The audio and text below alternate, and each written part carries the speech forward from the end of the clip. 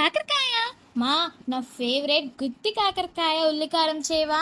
Okay, ఇవాళ నేను మీకు మా పాపకి ఎంతో ఇష్టమైన గుత్తి కాకరకాయ ఉల్లికారం రెసిపీని అయితే చూపిస్తానండి.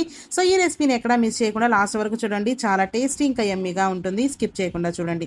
ముందుగా మనం కాకరకాయని దాని మీద ఉన్న పులుసుల్ని ఈ విధంగా ఒక పీలర్ తోటి చక్కగా పీల్ చేసేసుకోవాలి.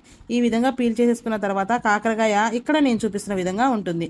ఇలా ఉన్న కాకరకాయని మనం మధ్యలోకి చీల్చుకొని ఈ విధంగా ఘాట్లు పెట్టుకోవాలండి. చూపిస్తున్న విధంగా పొడుగ్గా ఈ విధంగా చీల్ చేసుకోవాలి. ఇలా మిగిలిన కాకరకాయలన్నింటినీ చీల్ చేసుకోవాలి. ఇలా చీల్చుకోవడం వల్ల కాకరకాయలు లోపల వరకు బాగా ఉడుకుతాయన్నమాట. సో మనం ఈ కాకరకాయల్ని మీకు క్రిస్పీగా కావాలంటే క్రిస్పీగా, మెత్తగా కావాలంటే మెత్తగా ఎలాగైనా చేయొచ్చండి. సో ఆ ట్రిక్ కూడా నేను మీకు చూపిస్తాను. వీడియోని లాస్ట్ వరకు చూడండి. ఇప్పుడు మనం చీల్చి పెట్టుకున్న ఈ కాకరకాయల్లోకి సాల్ట్ని తీసుకొని కొంచెం ఇందులో యాడ్ చేసేసుకోవాలండి. మరీ ఎక్కువ కాదు, కొంచెం కొంచెమే. పొరపాటున ఈ కాకరకాయలు అయితే ఎక్కువ పడిపోయింది. నెక్స్ట్ కాకరకాయ నుండి నేనైతే జస్ట్ చిటికేడు మన 2 వేలతో పట్టుకుంటే ఎంతైతే వస్తుందో అంత మాత్రమే తీసుకొని, చూసారా, ఇది మాత్రమే తీసుకొని దీని లోపల స్టఫ్ చేసేసుకోవాలి. ఇలా చేసుకోవడం వల్ల దీని లోపల ఉన్న చేదు వాటర్ అన్ని బయటకు వచ్చేస్తాయి అనమాట. సో చక్కగా మనం దీన్ని ఇట్లా లోపల పెట్టేసుకొని ఒక 5 మినిట్స్ పక్కన పెట్టుకోవాలన్నమాట. ఇట్లా పక్కన పెట్టుకుంటే మరిన్ని వాటర్ వస్తాయి. నేనైతే వెంటనే రెసిపీ ప్రిపేర్ చేస్తున్నాను. సో ఇట్లా మనం ఒక 5 మినిట్స్ పెట్టుకున్న తర్వాత దీన్ని మనం గట్టిగా పిండేస్తే ఇందులో నుంచి వాటర్ వస్తాయండి. ఇక్కడైతే నాకు కొంచెం తక్కువగా వచ్చాయి. మీరు కానీ ఒక 15 to 20 మినిట్స్ పెట్టుకుంటే ఇందులో నుంచి మంచిగా వాటర్ బయటకు వచ్చేసి కంప్లీట్గా చేదు లేకుండా ఉంటాయన్నమాట. అసలు ఈ కాకరకాయ ఫ్రై అనేది చేదే ఉండదు. అందుకే మా పిల్లలకి ఈ కాకరకాయ అంటే అంత ఇష్టం. సో ఈ విధంగా మనం గట్టిగా పిండేసుకుంటే, చూసారా ఇక్కడ మీకు వాటర్ కలెక్ట్ అవుతున్నాయి. ఈ విధంగా మనకి కాకరకాయ మీద ఉన్న చేదు వాటర్ అనేవి పక్కకు వచ్చేస్తాయి. తర్వాత ఒక కడాయిని మనం స్టవ్ మీద పెట్టేసుకొని ఇందులో మనం ఒక 2 టేబుల్ స్పూన్ వరకు ఆయిల్ అయితే యాడ్ చేసుకోవాలి. ఈ ఆయిల్ కొంచెం హీట్ ఎక్కిన తర్వాత ఇందులోకి మనం ఏవైతే కాకరకాయని పిండి పక్కన పెట్టేసుకున్నామో ఆ కాకరకాయని ఇప్పుడు ఆయిల్లోకి యాడ్ చేసేసుకోవాలి. నేనైతే కాకరకాయలు చక్కగా సర్దుకుంటున్నానంటే, ఎందుకంటే ఇక్కడ నేను తీసుకున్న 1 కిలో కాకరకాయలు ఈ ప్యాన్లో కరెక్ట్గా సరిపోతాయి. సో దానికోసం పర్ఫెక్ట్గా నేనైతే సెట్ చేసుకుంటున్నాను ఈ విధంగా. ఇప్పుడు మీకు మెత్తగా కావాలంటే ఇక్కడ నేను చూపిస్తున్న విధంగా దీని మీద మూత పెట్టి ఉడికించుకోవాలండి. ఈ విధంగా మూత పెట్టి ఉడికించుకోవడం వల్ల మెత్తగా అయితే వస్తాయన్నమాట కాకరకాయలు.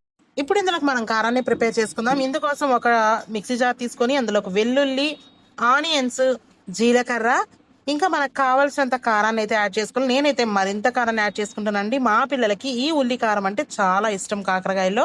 సో ఈ విధంగా మనం గ్రైండ్ చేసుకోవాలి. మరీ మెత్తగా కాకుండా కచ్చాపచ్చాగా గ్రైండ్ చేసుకోవాలి. తర్వాత ఇక్కడ మూత తీసి మనం కాకరకాయలు చూసుకుంటే ఆల్రెడీ 70% అయితే ఇవి కుక్ అయిపోయి ఉన్నాయండి. సో మనం వీటిని చక్కగా ఇక్కడ చూపిస్తున్న విధంగా మనం అన్ని వైపులా కాలే విధంగా మనం వీటిని టర్న్ చేసుకుంటూ మంచిగా ఫ్రై చేసేసుకోవాలి. ఇక్కడ నేను తీసుకున్న ఆయిల్ అయితే ఈ 1/2 కేజీ కాకరకాయలకి పర్ఫెక్ట్గా సరిపోతుందండి. అలాగే మనం ఉప్పు కూడా ఇందులోకి ఎక్కువ యాడ్ చేయలేదు. మనం కాకరకాయలో స్టఫ్గా పెట్టాం కదండి, ఆ కాకరకాయలో పెట్టిన ఆ ఉప్పు మాత్రమే సరిపోతుంది.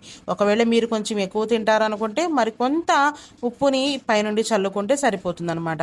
ఈ విధంగా మనం ఈ కాకరకాయలన్నింటినీ చక్కగా రొటేట్ చేసుకున్న తర్వాత దీని మీద మూత పెట్టించేసి మరొక 5 మినిట్స్ ఉడికించుకుంటే చాలండి. మన కాకరకాయలు అయితే బాగా మెత్తగా ఉడికిపోతాయి.